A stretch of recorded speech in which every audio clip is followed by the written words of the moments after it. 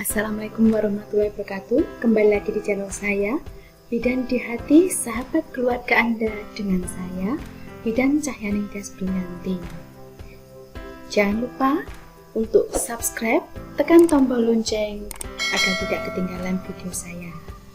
Untuk video kali ini, saya akan membahas mengenai program-program Kemenkes. Jangan lupa mengerjakan latihan soal di kolom deskripsi. Ya, ikuti terus video saya dan jangan di skip ya.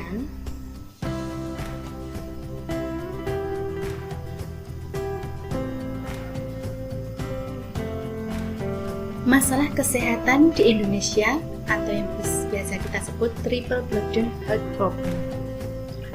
Indonesia mengalami 3 masalah kesehatan sekaligus triple burden, yaitu yang pertama, tingkat penyakit infeksi masih tinggi. Misalkan saja TBC, HIV, malaria, ISPA, dan lain-lain. Yang kedua, tingkat penyakit tidak menular atau yang biasa kita singkat PTM semakin meningkat. Misalkan saja stroke, hipertensi, DM, dan lain-lain. Yang ketiga, muncul kembali penyakit emerging, misalkan saja SARS, COVID-19, dan re-emerging, atau contohnya saja difteri, polio, dan lain-lain.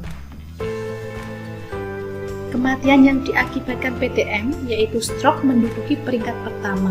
Padahal 30 tahun lalu penyakit menular seperti infeksi saluran pernafasan atas atau yang biasa kita sebut ISPA, tuberkulosis dan diare merupakan penyakit terbanyak dalam pelayanan kesehatan. Pergeseran pola penyakit ini ditengarai disebabkan perubahan gaya hidup masyarakat. Ancaman dari triple burden health problem. Yang pertama, penduduk usia produktif dengan jumlah besar seharusnya memberikan kontribusi pada pembangunan. Sayangnya, kontribusi itu terancam akibat terganggunya kesehatan oleh PTM dan perilaku hidup tidak sehat. Kedua, beban biaya yang harus ditanggung negara melalui Program Jaminan Kesehatan Nasional (JKN) yang dikelola Badan Penyelenggara Jaminan Sosial (BPJS) Kesehatan makin membengkak akibat PTM yang seharusnya bisa dicegah dengan perilaku sehat. Ketiga, karena itu dibutuhkan program-program untuk mengatasi ketiga masalah ini. Upaya kesehatan. Pelayanan kesehatan meliputi pelayanan kesehatan perorangan dan pelayanan kesehatan masyarakat yang dilakukan dengan pendekatan promotif, preventif, kuratif, dan rehabilitatif. Yang pertama, promotif. Upaya promotif dilakukan sebelum sakit. Tujuannya adalah meningkatkan kemampuan masyarakat dalam memelihara dan meningkatkan kesehatannya. Selain itu, untuk mencapai derajat kesehatan yang sempurna, baik fisik, mental, dan sosial, maka masyarakat harus mampu mengenal serta mewujudkan aspirasinya, kebutuhannya, dan mampu mengubah atau mengatasi lingkungannya, lingkungan fisik, sosial budaya, dan sebagainya. Bentuk kegiatannya adalah penyuluhan atau promosi kesehatan melalui media cetak atau audiovisual. Yang kedua, preventif. Upaya preventif adalah kegiatan atau upaya bertujuan untuk mencegah terjadinya penyakit dan gangguan kesehatan individu, keluarga, kelompok, dan masyarakat. Bentuk kegiatannya adalah A. Pemeriksaan kesehatan secara berkala, balita, bumil, remaja, usila, dan lain-lain melalui posyandu, puskesmas, maupun kunjungan rumah. B. Pemberian vitamin A, iodium melalui posyandu, puskesmas maupun di rumah. C. Pemeriksaan dan pemeliharaan kehamilan, nifas, dan menyusui. D. Deteksi dini kasus dan faktor resiko, maternal, balita, penyakit. E. Imunisasi terhadap bayi dan anak balita serta ibu hamil. 3. Kuratif. Upaya kuratif bertujuan untuk merawat dan mengobati anggota keluarga, kelompok yang menderita penyakit atau masalah kesehatan. Usaha-usaha yang dilakukan yaitu A. Dukungan penyembuhan perawatan, contohnya dukungan psikis penderita TB. B. Perawatan orang sakit sebagai tindak lanjut perawatan dari puskesmas dan rumah sakit. C. Perawatan payudara. D. Perawatan tali pusat bayi baru lahir. E. Pemberian obat atau suplemen. 4. Rehabilitatif merupakan upaya pemulihan kesehatan bagi penderita-penderita yang dirawat di rumah maupun terhadap kelompok-kelompok tertentu yang menderita penyakit yang sama. Usaha yang dilakukan yaitu A. Latihan fisik bagi yang mengalami gangguan fisik seperti patah tulang, kelainan bawaan. B. Latihan fisik tertentu bagi penderita penyakit tertentu misalnya TBC, latihan nafas dan batuk, stroke, fisioterapi. Upaya pencegahan penyakit dapat dilakukan dengan 3 tahapan yaitu 1. Pencegahan primer sebelum orang sakit dengan tindakan preventif dan promotif. 2. Pencegahan sekunder saat sudah sakit, deteksi dini dan pengobatan segera. 3. Pencegahan tersier yang sudah sembuh sakit, kualitas hidupnya harus ditingkatkan atau dipulihkan atau yang biasa kita sebut rehabilitasi. Program Indonesia Sehat dengan pendekatan keluarga. Program Indonesia Sehat merupakan salah satu program dari agenda kelima Nawacita, yaitu meningkatkan kualitas hidup manusia Indonesia. Program ini didukung oleh program sektoral lainnya yaitu Program Indonesia Pintar, Program Indonesia Kerja, dan Program Indonesia Sejahtera. Program Indonesia Sehat selanjutnya menjadi program utama pembangunan kesehatan yang kemudian direncanakan pencapaiannya melalui Rencana Strategis Kementerian Kesehatan tahun 2015 sampai 2019 yang ditetapkan melalui Keputusan Menteri Kesehatan RI nomor HK 0202 Menkes 52 2015. Sasaran dari program Indonesia Sehat adalah meningkatnya derajat kesehatan dan status gizi masyarakat melalui upaya dan pemberdayaan masyarakat yang didukung dengan perlindungan finansial dan pemerataan pelayanan kesehatan. Sasaran ini sesuai dengan sasaran pokok RPJMN 2015 sampai 2019 yaitu 1. Meningkatnya status kesehatan dan gizi ibu dan anak. 2. Meningkatnya pengendalian penyakit. 3. Meningkatnya akses dan mutu pelayanan kesehatan dasar dan rujukan terutama di daerah terpencil, tertinggal, dan berbatasan. 4. Meningkatnya cakupan pelayanan kesehatan universal melalui Kartu Indonesia Sehat dan kualitas pengelolaan SJSN kesehatan. 5. Terpenuhinya kebutuhan tenaga kesehatan, obat dan vaksin, serta 6. Meningkatnya responsivisitas sistem kesehatan. Program Indonesia Sehat dilaksanakan dengan menegakkan 3 pilar utama yaitu 1. Penerapan paradigma sehat. 2. Penguatan pelayanan kesehatan. Dan 3. Pelayanan jaminan kesehatan nasional atau JKN. Penerapan paradigma sehat dilakukan dengan strategi pengaruh utamaan kesehatan dalam pembangunan, penguatan upaya promotif dan preventif, serta pemberdayaan masyarakat. Penguatan pelayanan kesehatan dilakukan dengan strategi peningkatan akses pelayanan kesehatan, optimalisasi sistem rujukan, dan peningkatan mutu penggunaan pendekatan continuum of care dan intervensi berbasis risiko kesehatan. Sedangkan pelaksanaan JKN dilakukan dengan strategi perluasan sasaran dan manfaat benefit, serta kendali mutu dan biaya. Kesemuanya itu ditujukan kepada tercapainya keluarga sehat. Pendekatan keluarga adalah salah satu cara puskesmas untuk meningkatkan jangkauan sasaran dan mendekatkan atau meningkatkan akses pelayanan kesehatan di wilayah kerjanya dengan mendatangi keluarga. Puskesmas tidak hanya menyelenggarakan pelayanan kesehatan di dalam gedung, melainkan juga keluar gedung dengan mengunjungi keluarga di wilayah kerjanya. Ini yang biasa kita sebut dengan PISPK ya. Pendekatan keluarga yang dimaksud dalam pedoman umum ini merupakan pengembangan dari kunjungan rumah atau puskesmas dan perluasan dari upaya perawatan kesehatan masyarakat (Perkesmas) yang meliputi kegiatan berikut. 1. kunjungan keluarga untuk pendataan atau pengumpulan data profil kesehatan keluarga dan peremajaan updating pangkalan datanya. 2. Kunjungan keluarga dalam rangka promosi kesehatan sebagai upaya promotif dan preventif. 3. Kunjungan keluarga untuk menindaklanjuti pelayanan kesehatan dalam gedung. 4.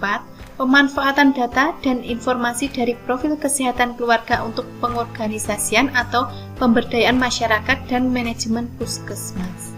Yang dimaksud satu keluarga adalah satu kesatuan keluarga inti, di mana ada ayah, ibu, dan anak, sebagaimana dinyatakan dalam kartu keluarga. Jika dalam satu rumah tangga terdapat kakek dan atau nenek atau individu lain, maka rumah tangga tersebut dianggap terdiri lebih dari satu keluarga. Untuk menyatakan bahwa suatu keluarga sehat atau tidak digunakan sejumlah penanda atau indikator. Dalam rangka pelaksanaan program Indonesia Sehat, telah disepakati adanya 12 indikator utama untuk penanda status kesehatan sebuah keluarga. Ke-12 indikator utama tersebut adalah sebagai berikut. 1. Keluarga mengikuti program keluarga berencana atau KB. 2. Ibu melakukan persalinan di fasilitas kesehatan. 3. Bayi mendapat imunisasi dasar lengkap. 4. Bayi mendapat air susu ibu ASI eksklusif. 5. Balita mendapatkan pemantauan pertumbuhan. 6. Penderita tuberkulosis paru mendapatkan pengobatan sesuai standar. 7. Penderita hipertensi melakukan pengobatan secara teratur. 8. Penderita gangguan jiwa mendapatkan pengobatan dan tidak ditelantarkan.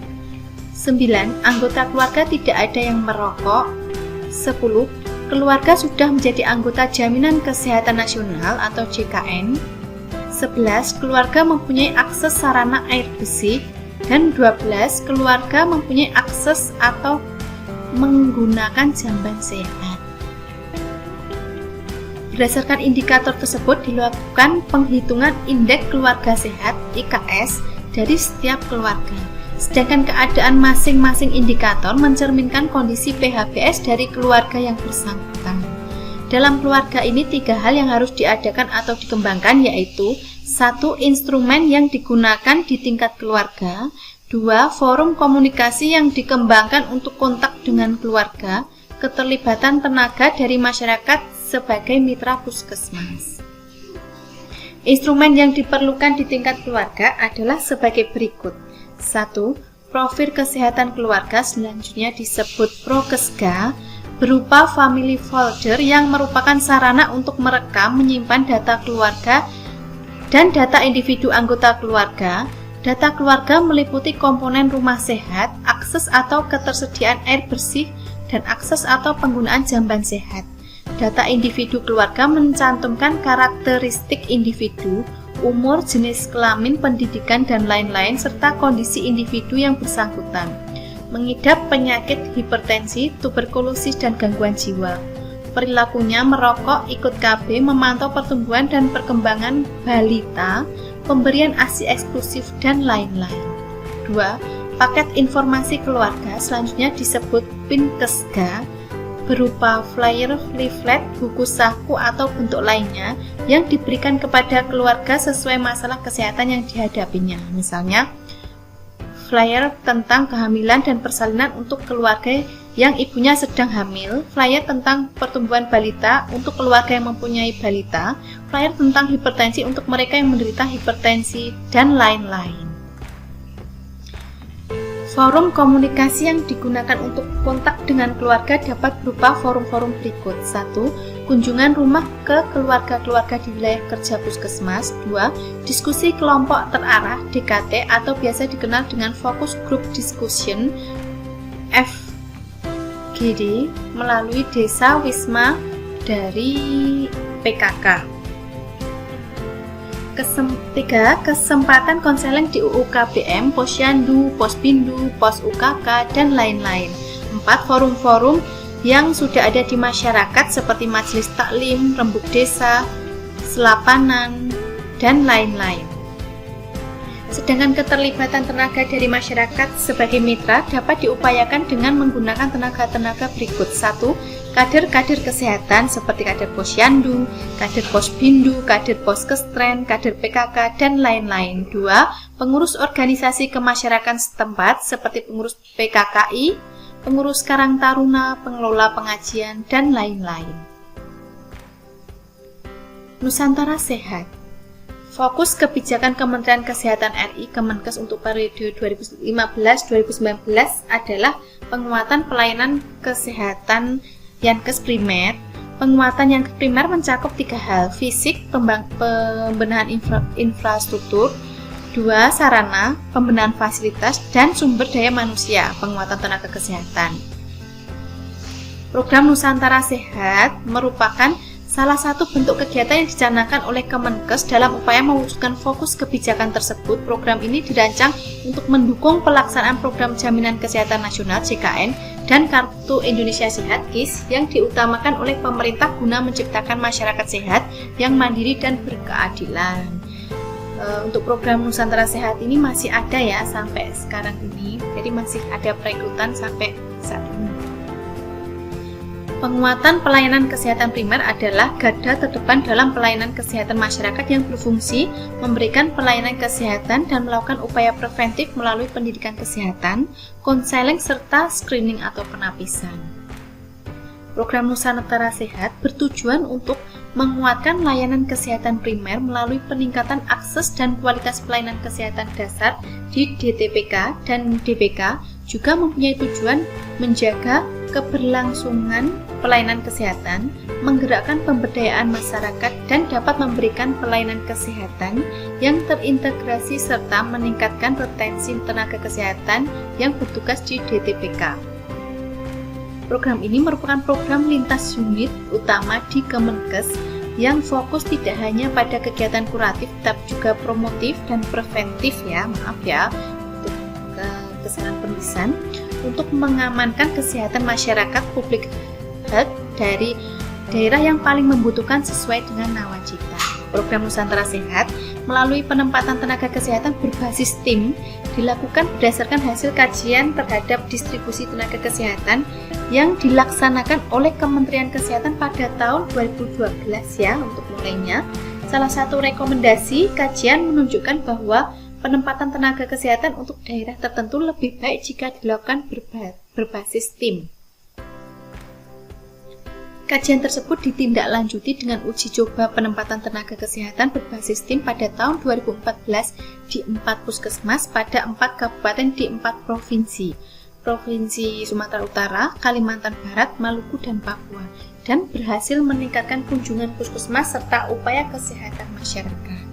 Dari segi tenaga kesehatan mereka merasa lebih nyaman karena ditempatkan dan bekerja dalam satu tim.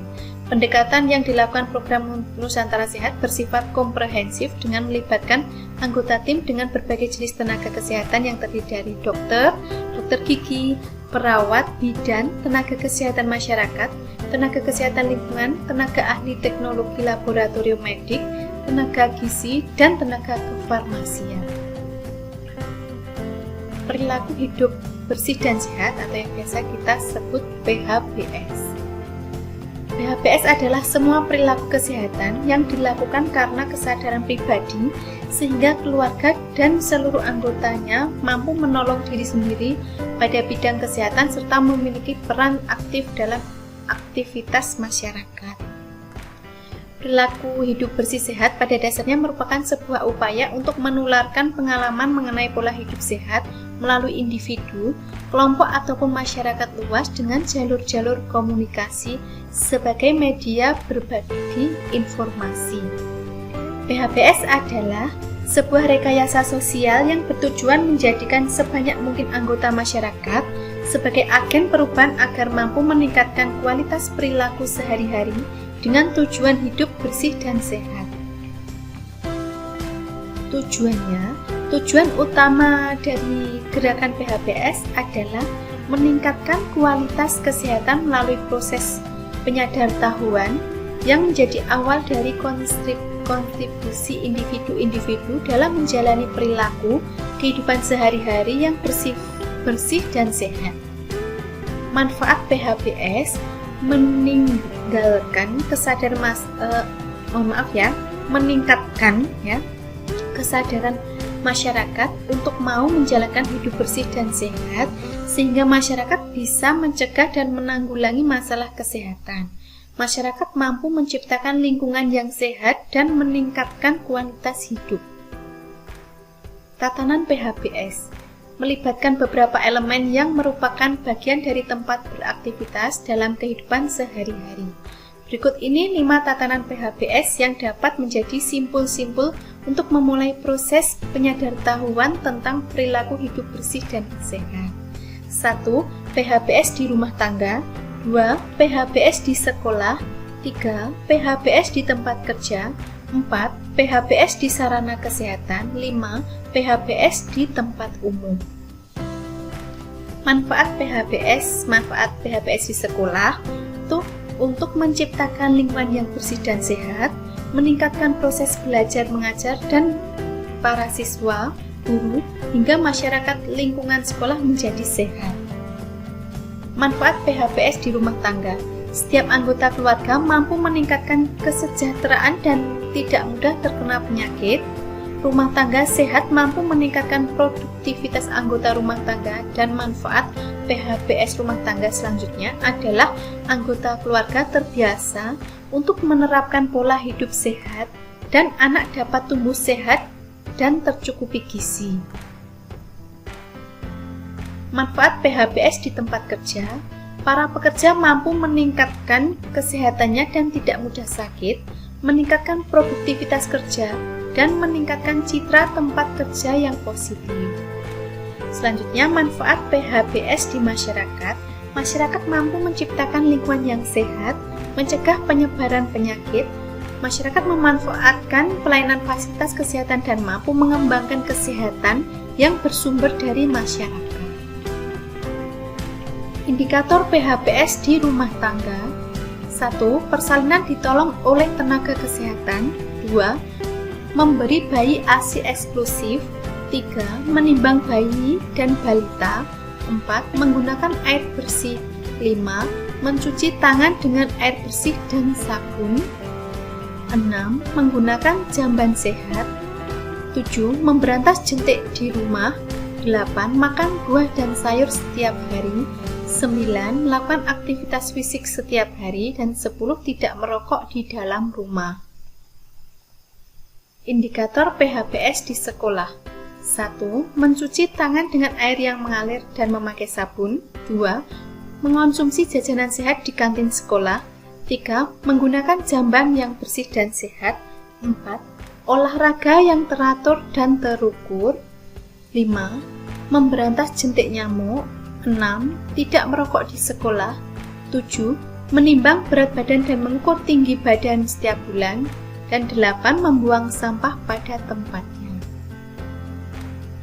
Indikator PHBS di tempat kerja. 1. Tidak merokok di tempat kerja. 2. Membeli dan mengkonsumsi makanan dari tempat kerja. 3. Melakukan olahraga secara teratur atau aktivitas fisik. 4. Mencuci tangan dengan air bersih dan sabun sebelum makan dan sesudah buang air besar dan buang air kecil. 5. Memberantas jentik nyamuk di tempat kerja. 6. Menggunakan air bersih. 7. Menggunakan jamban saat buang air kecil dan besar. 8. Membuang sampah pada tempatnya. Dan 9. Mempergunakan alat pelindung diri APD sesuai jenis pekerjaan. Gerakan masyarakat hidup sehat, atau yang biasa kita singkat GERMAS ya. Perubahan pola hidup masyarakat yang makin modern, Triple Burden Health Problem, menjadi salah satu dasar GERMAS atau Gerakan Masyarakat Hidup Sehat, dicanangkan oleh Kementerian Kesehatan Republik Indonesia.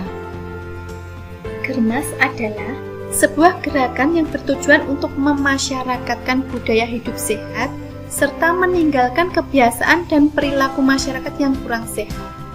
Aksi GERMAS ini juga diikuti dengan memasyarakatkan perilaku hidup bersih sehat dan dukungan untuk program infrastruktur dengan basis masyarakat. Program ini memiliki beberapa fokus seperti membangun akses untuk memenuhi kebutuhan air minum, instalasi kesehatan masyarakat, serta pembangunan pemukiman yang layak huni.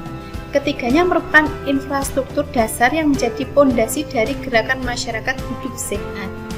Setidaknya terdapat 7 langkah penting dalam rangka menjalankan gerakan masyarakat hidup sehat. Ketujuh langkah tersebut merupakan bagian penting dari pembiasaan pola hidup sehat dalam masyarakat guna mencegah berbagai masalah kesehatan yang beresiko dialami oleh masyarakat Indonesia. Berikut ini 7 langkah germas yang dapat menjadi panduan menjalani pola hidup yang lebih sehat. 1. Melakukan aktivitas fisik. 2. Makan buah dan sayur. 3. Tidak merokok. 4. Tidak mengkonsumsi minuman beralkohol. 5. Melakukan cek kesehatan berkala. 6. Menjaga kebersihan lingkungan. Dan yang terakhir yang ketujuh, menggunakan jamban. Dalam periode pertama, fokus kegiatan germas adalah melakukan aktivitas fisik, konsumsi sayur dan buah, serta memeriksa kesehatan secara berkala. TOS TBC. TBC atau tuberkulosis adalah penyakit menular yang disebabkan oleh Mycobacterium tuberculosis yang masuk ke dalam tubuh melalui pernafasan. TBC adalah penyakit infeksi yang menular dan juga dapat menyerang organ tubuh, terutama paru-paru. Penyakit tuberkulosis (TBC) adalah masalah kesehatan terbesar di dunia setelah HIV. TBC harus ditangani dengan serius. Berdasarkan data dari World Health Organization (WHO), di Indonesia kasus TBC mencapai angka 1 juta kasus, dan jumlah kematian akibat penyakit tuberkulosis diperkirakan mencapai 110.000 kasus per tahun. TOS TBC itu sendiri merupakan singkatan dari temukan dan obati sampai sembuh TBC. Salah satu pendekatan untuk menemukan, mendiagnosis, mengobati, dan menyembuhkan pasien TBC untuk menghentikan penularan TBC di masyarakat. Langkah-langkah TOS TBC yaitu 1. Temukan gejala di masyarakat. 2. Obati TBC dengan tepat dan cepat. 3. Pantau pengobatan TBC sampai sembuh.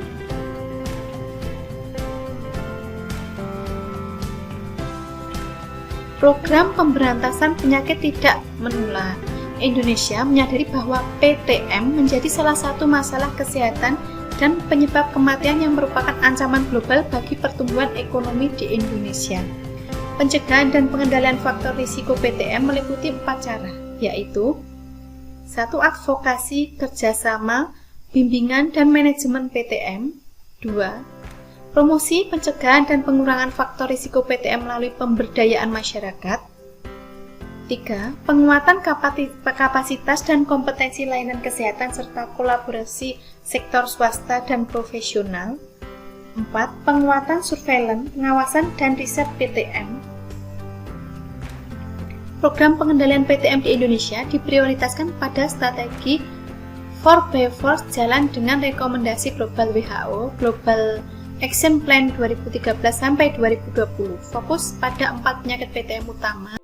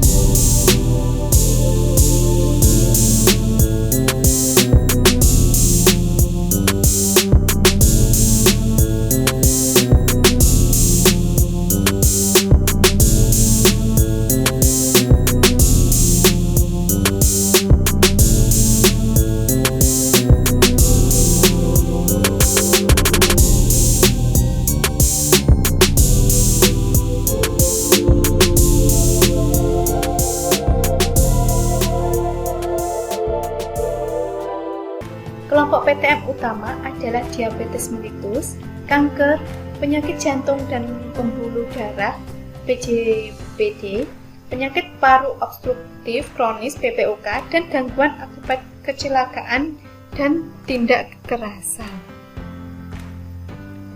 Tujuan: 1. Deteksi faktor risiko PTM oleh masyarakat sedini mungkin. 2. Terselenggaranya penanganan faktor risiko PTM oleh masyarakat sesegera mungkin. 3. Terselenggaranya kegiatan pemantauan faktor risiko PTM oleh masyarakat sebaik mungkin.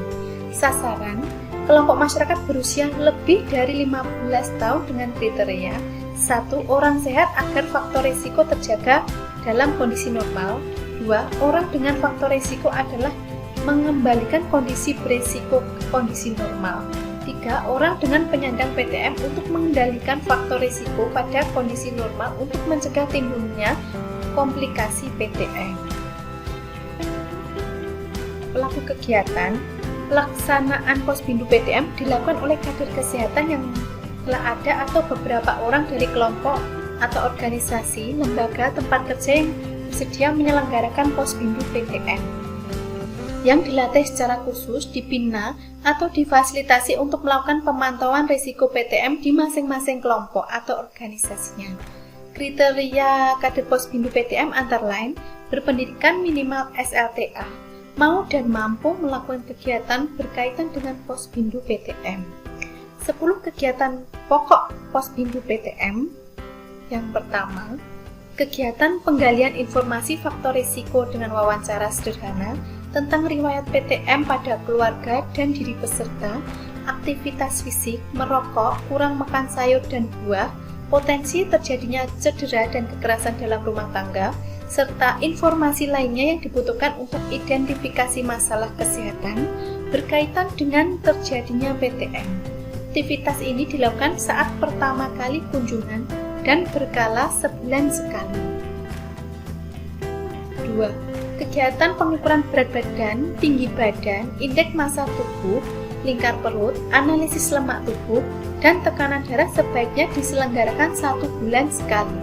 Analisa lemak tubuh hanya dapat dilakukan pada usia 10 tahun ke atas. Pada anak, pengukuran tekanan darah disesuaikan ukuran mansetnya dengan ukuran lengan atas. 3. Kegiatan pemeriksaan fungsi paru sederhana diselenggarakan 1 tahun sekali bagi yang sehat, sementara yang beresiko 6 bulan sekali, dan penderita gangguan paru-paru dianjurkan 1 bulan sekali. Pemeriksaan arus puncak ekspirasi dengan peak flow meter pada anak dimulai usia 13 tahun. Pemeriksaan fungsi paru sederhana sebaiknya dilakukan oleh tenaga kesehatan yang telah terlatih. 4. Kegiatan pemeriksaan gula darah bagi individu sehat paling sedikit diselenggarakan 3 tahun sekali. Bagi yang telah mempunyai faktor resiko PTM paling sedikit 1 tahun sekali, dan penderita diabetes mellitus paling sedikit 1 bulan sekali. Untuk pemeriksaan glukosa darah dilakukan oleh tenaga kesehatan, dokter, perawat, bidan analis laboratorium, dan lainnya. 5. Kegiatan pemeriksaan kolesterol total dan trigliserida bagi individu sehat disarankan 5 tahun sekali, bagi yang telah mempunyai faktor risiko PTM 6 bulan sekali, dan penderita dislipidemia atau gangguan lemak dalam darah minimal 3 bulan sekali. Untuk pemeriksaan gula darah dan kolesterol darah dilakukan oleh tenaga kesehatan yang ada di lingkungan kelompok masyarakat tersebut. 6. Kegiatan pemeriksaan IVA atau yang biasa kita sebut inspeksi visual asam asetat dilakukan sebaiknya minimal 1 tahun sekali bagi individu sehat. Setelah hasil IVA positif, dilakukan tindakan pengobatan krioterapi diulangi setelah 6 bulan. Jika hasil IVA negatif, dilakukan pemeriksaan ulang 1 tahun setelahnya. Namun bila hasil IVA positif, dilakukan tindakan pengobatan krioterapi kembali. Pemeriksaan IVA dilakukan oleh bidan atau dokter yang telah terlatih, dan tata laksana lanjutan dilakukan oleh dokter terlatih di puskesmas. 7. Kegiatan pemeriksaan kadar alkohol pernafasan dan tes amfetamin urin bagi kelompok pengemudi umum yang dilakukan oleh tenaga kesehatan, dokter, perawat, bidan analis laborat, dan lainnya. 8. Kegiatan konseling dan penyuluhan harus dilakukan setiap pelaksanaan posbindu PTM. Hal ini penting dilakukan karena pemantauan faktor risiko kurang bermanfaat bila masyarakat tidak tahu cara mengendalikannya. 9. Kegiatan aktivitas fisik dan atau olahraga bersama. Sebaiknya tidak hanya dilakukan jika ada penyelenggaraan posbindu PTN, namun perlu dilakukan rutin setiap minggu. 10. Kegiatan rujukan ke fasilitas layanan kesehatan dasar di wilayahnya dengan pemanfaatan sumber daya tersedia termasuk upaya respon cepat sederhana dalam penanganan prarujukan. Langkah kegiatan posbindu PTM. Kegiatan sebelum pemeriksaan yaitu senam bersama, bersepeda, ceramah agama, demo makanan sehat dan lain-lain, bekerja sama dengan yayasan, LSM, majelis taklim, gereja setempat dan lain-lain. Sambil menunggu giliran pemeriksaan kader, melakukan penyuluhan kelompok serta memberikan lembar wawancara untuk diisi peserta. Meja 1, registrasi pemberian nomor kode atau urut yang sama serta pencatatan ulang hasil pengisian KMS-FFPTM ke buku pencatatan oleh kader. Meja 2, wawancara oleh kader. Meja 3, pengukuran TB, BB lingkar perut, analisa lemak tubuh. Meja 4, pemeriksaan tekanan darah, gula darah, kolesterol total, dan trigliserida, APE, IVA, dan lain-lain. Meja 5, identifikasi faktor risiko PTM atau konseling edukasi serta tindak lanjut lainnya. Cerdik, ini biasanya keluar ya. Cerdik termasuk salah satu program untuk mengendalikan penyakit tidak menular. Bagi yang belum sakit, cerdik adalah slogan kesehatan yang setiap hurufnya mempunyai makna, yaitu C. Cek kesehatan secara berkala, E. Enyahkan asap rokok, R. Rajin aktivitas fisik, D. Diet sehat dengan kalori seimbang, I. Istirahat cukup, K. Kelola stres. Perilaku cerdik ini dapat diterapkan melalui kegiatan posbindu PTM. Selanjutnya, patuh. Perilaku patuh adalah program yang dikhususkan bagi masyarakat yang telah menyandang PTM. Ya, kalau cerdik tadi kan sebelum, kalau patuh ini telah menyandang. Ya, patuh adalah slogan kesehatan yang setiap hurufnya juga mempunyai makna, yaitu P. Periksa kesehatan secara rutin dan ikuti anjuran dokter. A. Atasi penyakit dengan pengobatan yang tepat dan teratur. T. Tetap diet dengan gizi seimbang. U. Upayakan aktivitas fisik dengan aman.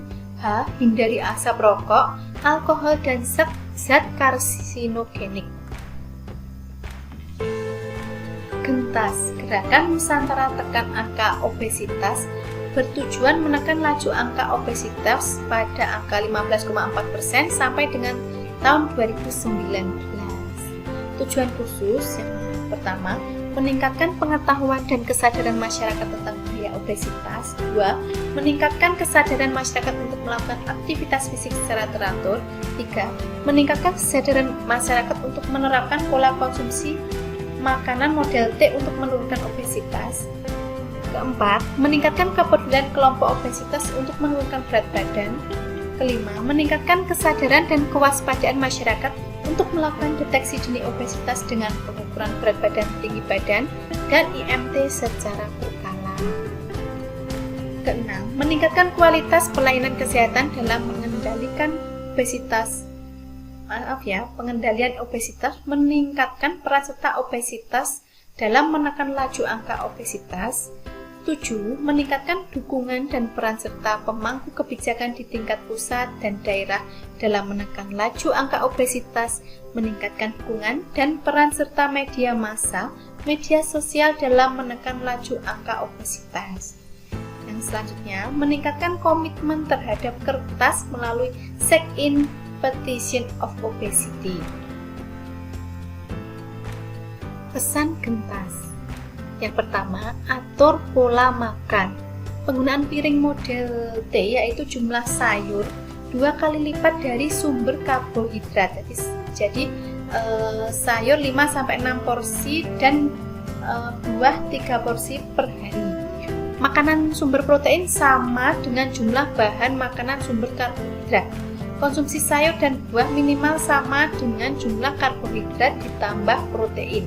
Minyak sebagai sumber lemak dapat digunakan untuk mengolah bahan makanan. 3-4 sendok teh per hari. Nomor 2, aktif bergerak. Aktif bergerak setiap hari sesuai kemampuan dan kondisi tubuh. Jalan kaki atau jalan cepat selama 10 menit dan dinaikkan durasinya secara bertahap. Setelah mencapai durasi 30 menit, ganti dengan sepeda, renang atau senam aerobik. Lakukan latihan fisik dengan baik, benar, terukur, dan teratur. Yang ketiga, nikmati harimu. Lakukan rekreasi, lakukan